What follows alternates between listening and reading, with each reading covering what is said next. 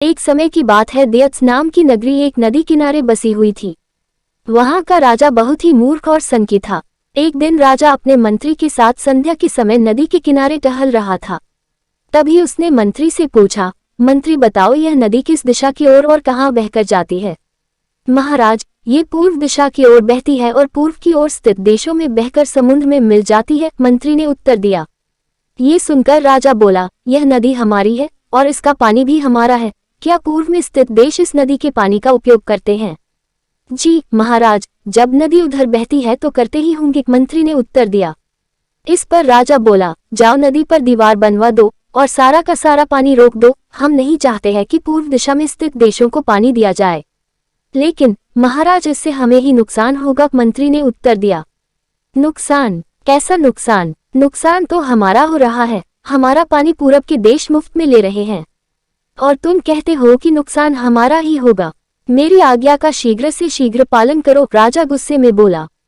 मंत्री तुरंत कारीगरों को बुला लाया और नदी पर दीवार बनाने के काम शुरू करवा दिया। कुछ ही दिनों में दीवार बनकर तैयार हो गई। राजा बहुत खुश हुआ, पर उसकी मूर्खता की वजह से कुछ समय बाद नदी का पानी शहर के घरों में घुसने लगा।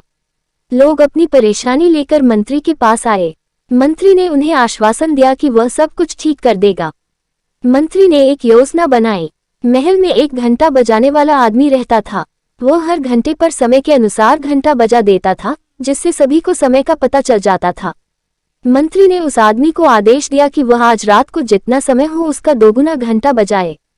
आदमी ने ऐसा ही किया। जब रात के 3 बजे तो उसने 6 बार घंटा बजाया, जिसका अर्थ था कि सुबह के 6 बज गए हैं। घंटा बजते ही सभी लोग उठ गए। राजा भी उठ गया और बाहर आ गया। वहां पर मंत्री मौजूद था। राजा ने मंत्री से पूछा, मंत्री अभी तक सुबह नहीं हुई है क्या? और सूरज अभी तक निकला क्यों नहीं है?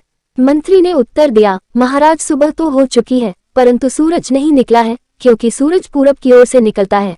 शायद पूरब के देशों ने सूरज को रोक दिया है, क्योंकि हमने उनका पानी रोक दिया था, इसीलिए अब हमारे राज्य में कभी सूरज नहीं निकलेगा।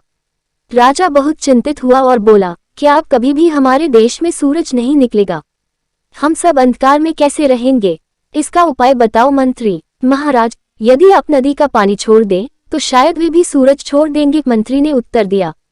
राजा ने तुरंत मंत्री को हुक्म दिया कि वह नदी पर बनाई गई दीवार को तुड़वाए। मंत्री ने राजा की आज्ञा का पालन किया और कारीगरों को आदेश दिया कि दीवार को तोड़ दिया जाए।